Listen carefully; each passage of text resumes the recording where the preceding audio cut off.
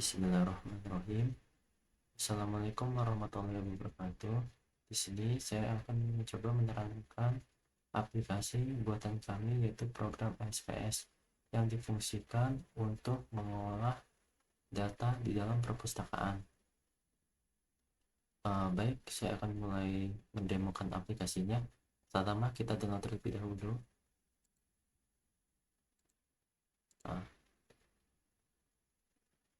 Ini sudah saya sediakan. Linknya nanti saya akan taruh di dalam deskripsi. Kita akan tunggu terlebih dahulu sampai programnya selesai di download. Oke, selagi kita menunggu filenya untuk di download, kita akan buka terlebih dahulu localhost-nya untuk mempersiapkan database-nya. Di sini saya menggunakan SAM, phpMyAdmin, MySQL seperti biasa untuk koneksinya. Lalu di sini sudah ada aplikasi sebelumnya. Kita hapus terlebih dahulu supaya tidak merepotkan. Kita drop saja database-nya.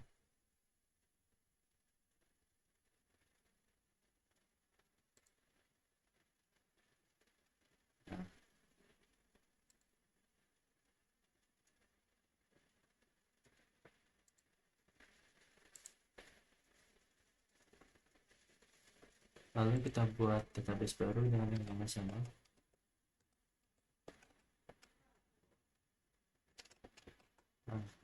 Nama database dalam perpustakaan kita buat. Kita berhasil masuk sini. Nanti kita akan menaruh SQL nya. Masih menunggu. Kita akan tunggu, lanjut menunggu aplikasinya.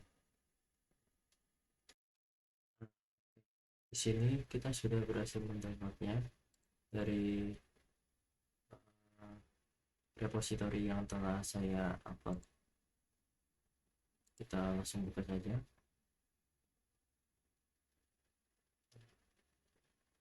Di sini kita ekstrak saja di sini.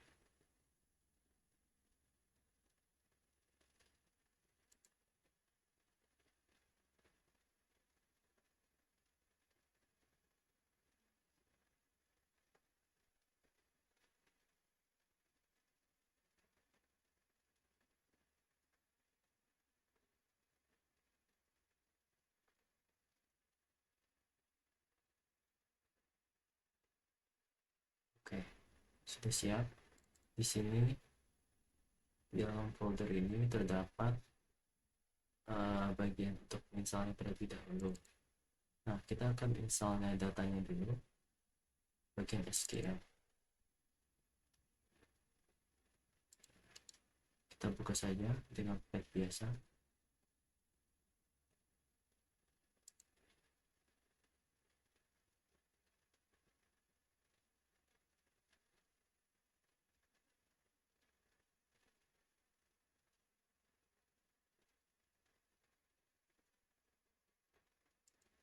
Ini sudah disediakan data buku. Sebagai contoh, sudah tersedia 1000 buku untuk testing dan beberapa user yang telah disediakan. Kalian bisa menggantinya dengan data kalian sendiri, cukup mengubahnya saja bagian datanya, mengikuti format yang telah disediakan. Kita copy saja, kita pastekan di SQL sini. Sebagai pengingat, perpustakaan ini masih bersifat kosong ya.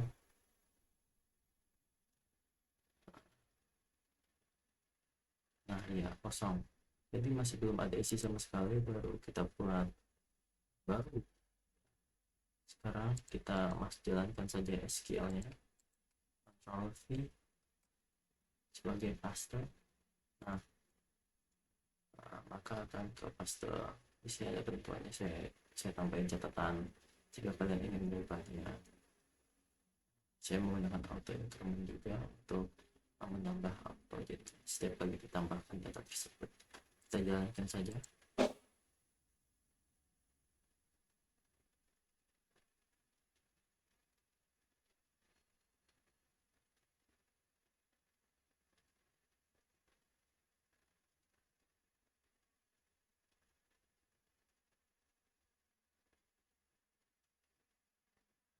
ini cukup loadingnya lama karena data-datanya juga baru diinput sekitar 1000 dan 4 user sebagai awal dan beberapa peminjam. Itu bisa kalian edit sendiri di bagian di sini kan ada seperti format ID, nama asal catatan. Nah, ini bisa kalian ubah. Kalau ya tak ada tamu, kalau ini usernya kalau mau ganti ya silakan. Ini adalah admin, ini adalah emailnya, ini passwordnya, dan ini nomor ID-nya bisa berubah TP atau kartu pelajar. Ya sudah selesai. Sudah terlihat bahwa semua SQL yang sudah terbaca dengan baik benar. Lalu kita kembali ke daftar setelah bisa langsung ke struktur jika kalian mau lihat datanya sudah masuk atau belum. Ya sudah terbuat sekitar ada 4 table di sini. Di sini ada data usernya.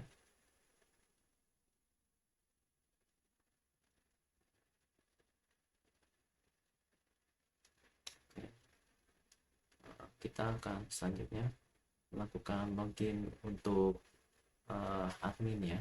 Di sini ada secara default ada nama admin. Email kita akan login menggunakan email admin dan passwordnya adalah admin. Sekarang kita akan kembali lagi ke folder bagian install dulu. Nah, ini kita langsung ke bagian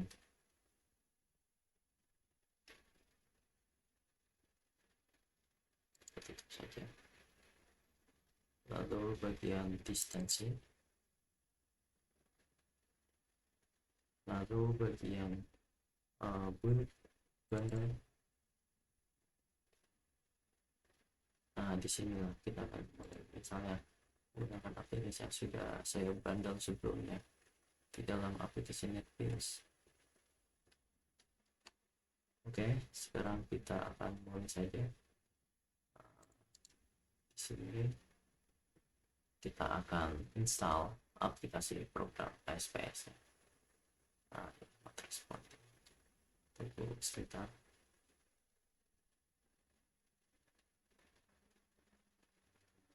Kita akan open seperti biasa saja, jangan run as administrator karena ini biarin tidak memerlukan akses admin juga tidak apa-apa. Jika menggunakan akses admin didapatkan akan menyebabkan proses bermasalah bagian install, jadi lebih baik menggunakan biasa saja. Kita install saja.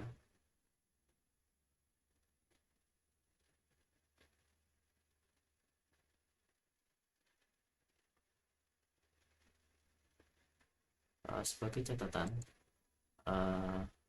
di bagian program SPS master ini lalu ada bagian install dulu.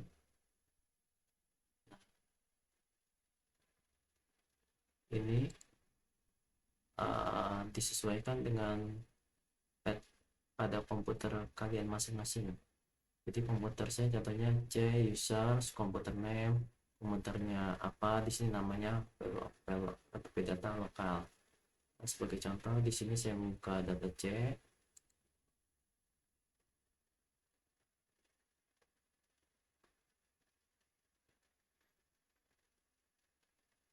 lalu user,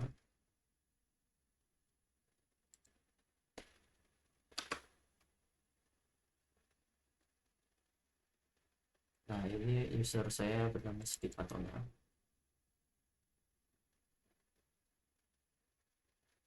Lalu app data,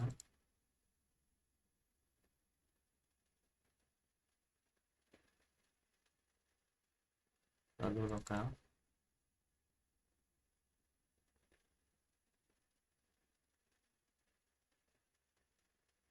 lalu nah ini dia program SPS.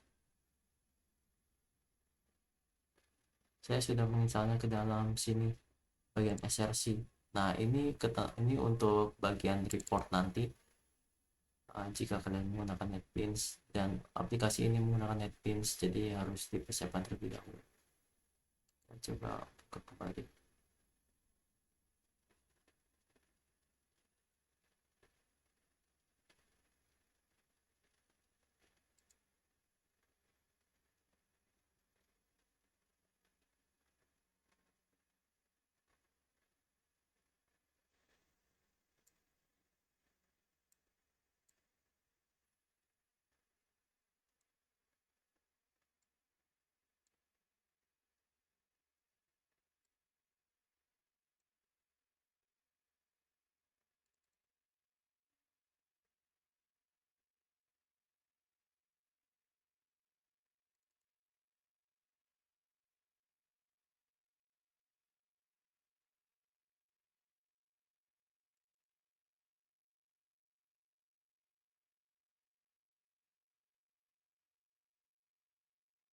Nah, di sini kita ekstrak saja.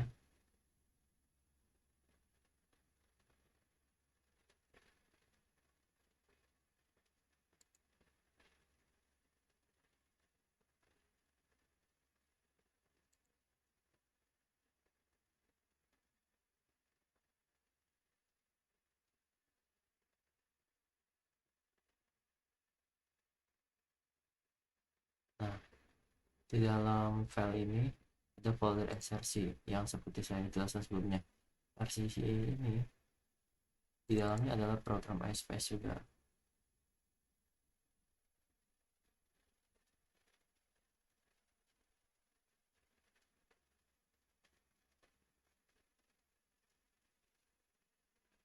Nah, beneran sama.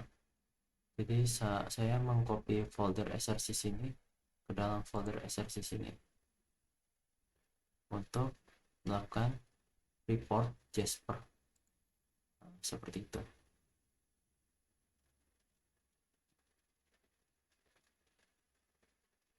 Nah, saya kopikan ini ke sini. Lalu jangan lupa untuk kalian tentukan lagi path di dalamnya. Jadi ada pengaturan path itu sesuainya.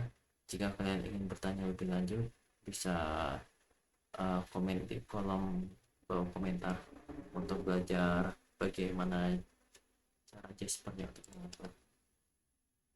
Oke, kita balik lagi ke aplikasinya, apakah sudah terinstall.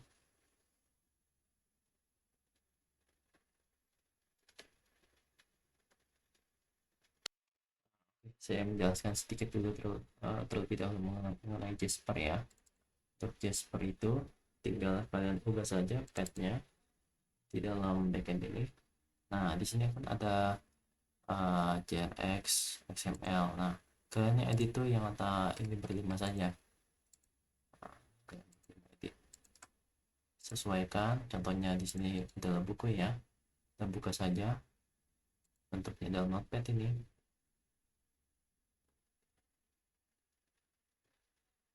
Nah, di sini sesuaikan dengan path kalian ya. Bagian C data, sesuaikan bagian siapa user kalian ya, kan komputer name kalian. Masing-masing komputer tuh berbeda-beda, jadi kemungkinan paling sering error ya di sini jika kalian belum copy dan belum rename nya. Oke, selanjutnya sepertinya aplikasinya sudah selesai. Coba kita lihat, kita tutup saja.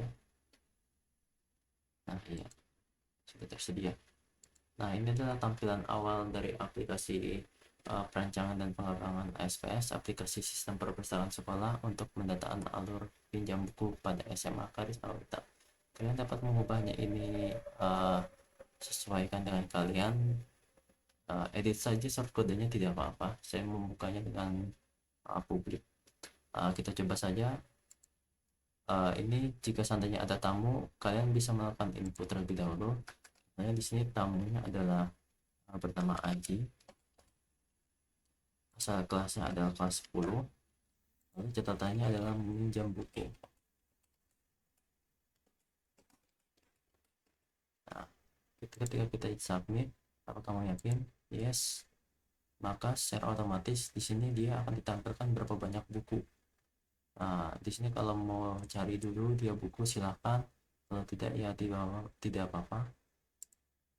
Bisa searching berdasarkan ya, setelah disediakan parameternya.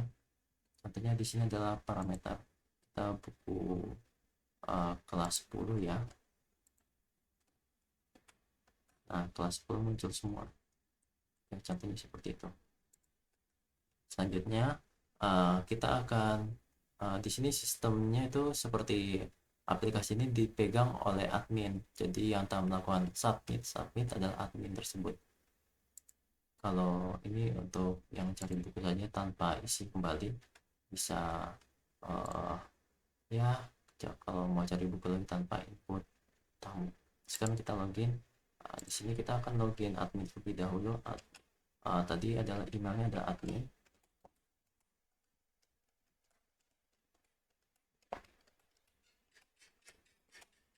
lalu passwordnya adalah admin. Nah, di sini bisa lihat, bisa tutup login berhasil. Nah, di sini sudah terdeteksi kalau ini adalah admin. Tampilan menu admin adalah seperti ini. Jika mau mengubah datanya bisa tekan profile. Nah, di sini jika kalian mau mengubah data-datanya, nah, contohnya di sini ini sama edit ya, kita edit, press edit ada, oke, sudah diperbarui semuanya. Lalu jika seandainya operator di sini adalah untuk melakukan pendataan buku. Ini kan contohnya kita cari user bernama Aji. Oh, udah ada Aji. Ini perumpamannya jika seandainya mempunyai banyak siswa, kita cari saja namanya. Di sini adalah Aji. Nah, dia akan muncul. Kita akan gunakan pilih user. Di sini ada operatornya, bisa tentukan dia contohnya mau pinjam buku selama 1 bulan, berarti 30 hari. Lalu dendanya adalah bisa di sini bisa ditentukan terlebih dahulu mau berapanya. Kita save. Jadi hitungannya jika seandainya siswa bernama Aji ini telah meminjam buku 30 hari dan lewat dari hari tersebut untuk mengembalikannya, maka dia akan dikenakan denda Rp500 per hari. Lalu contohnya Aji mau pinjam buku kelas 10 contohnya. Nah, di sini masing-masing buku memiliki ID sistem khusus. Contohnya dia mendapatkan buku ternyata ID-nya adalah 111. Nah, di sini pinjam buku. Buku kimia berhasil dipinjam. Nah, di sini jika seandainya Aji tersebut kembalikan, di sini langsung ada. Oke. Lalu ketika kalian exit, cancel. Sekarang kita akan output terlebih dahulu, melihat jika seandainya yang login adalah Aji ya. Kita login lagi.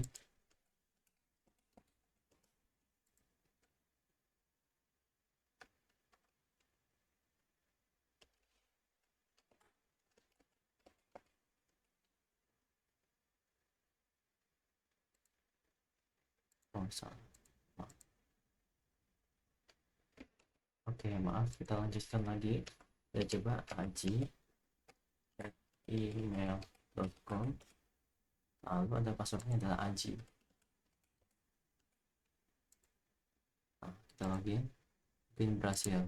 Ini adalah tampilan untuk masing-masing siswa. Jadi siswa hanya dapat melihat buku yang dia pinjam dan dapat mengubah data sesuai milik mereka.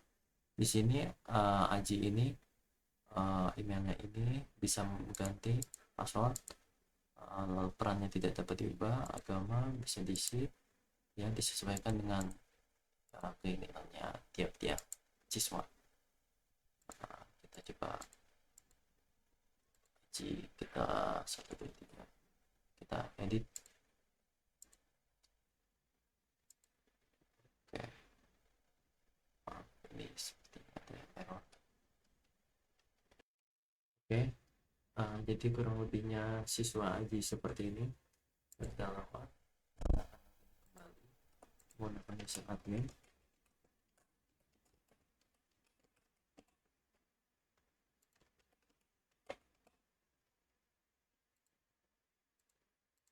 Nah, sekarang kita ke menu admin. Di sini ada user Aji. Di sini jika seandainya admin ingin mengubah datanya, bisa mengubah di dalam sini. Contoh di sini adalah Aji. Di sini dia contohnya mau jadi perannya adalah siswa. Lalu misalnya Aji di sini adalah passwordnya 123. Lalu kita update. Oke, yes, oke, sudah update. Jadi seandainya passwordnya Aji sudah berubah jadi Aji 123.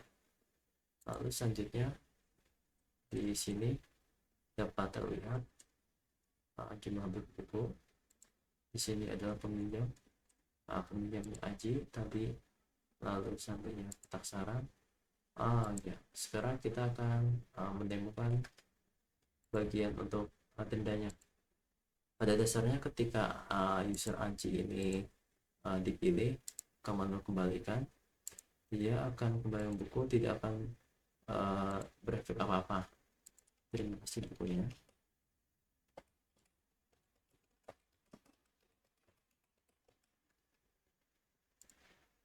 Oke, contohnya seperti itu. Tapi jika seandainya dia terkena denda, kita akan mencobanya terlebih dahulu. Seperti kita pinjam buku lain, lalu untuk kelas 10. Nah, di sini kita pinjam matematika. Nah, di sini kan aja pengembaliannya masih aman ya, masih batas waktunya 30 hari. Kita akan coba mengubahnya terlebih dahulu di bagian kotak peminjaman. Di sini adalah matematika yang tadi kita pinjam, kita edit saja. Nah, di sini kita mengubahnya, kita udah telat ya, sekitar 2 bulan contohnya, berarti sekitar 3 bulan yang lalu, contohnya udah lewat 3 bulan yang lalu. Kita save. Di sini masih belum berubah. Sekarang kita coba kembali ke menu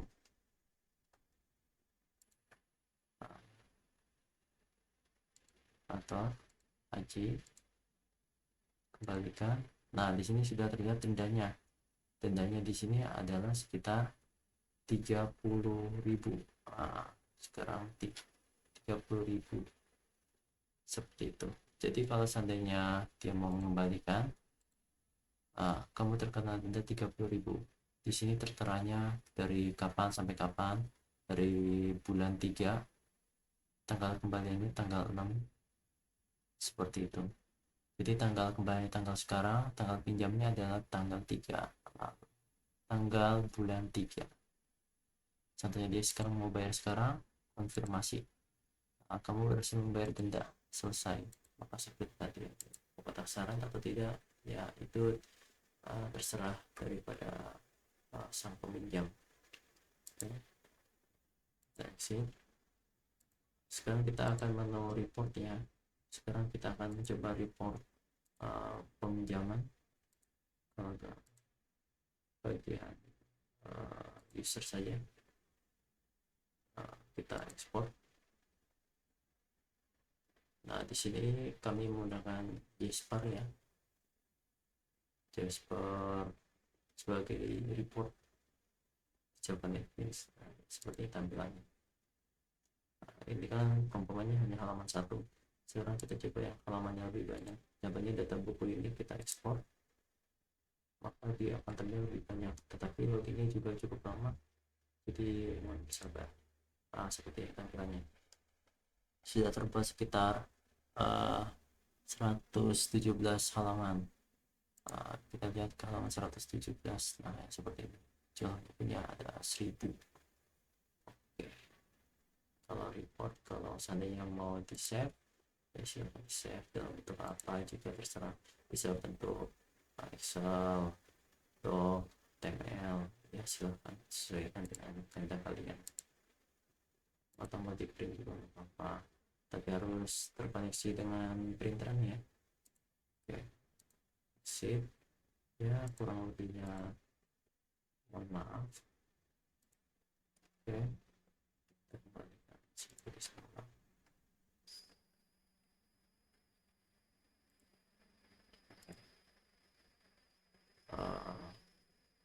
Ini adalah menu register jika ada user baru. Saya lupa menggunakan user baru. Ya.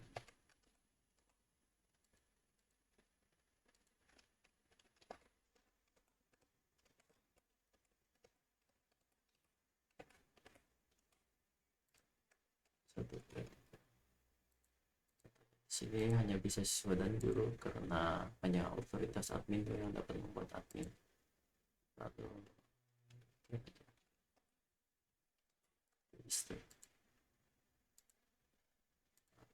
versi seperti tampilan baru seperti itu. Nah, di sini hanya bisa siswa kan, tidak bisa diubah. Tidak apa-apa. Kita login akan dengan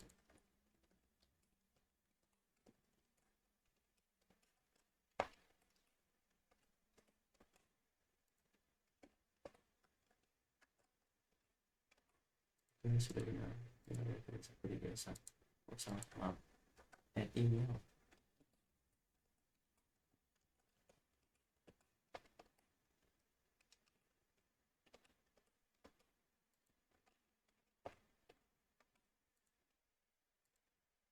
Nah ya, seperti biasa.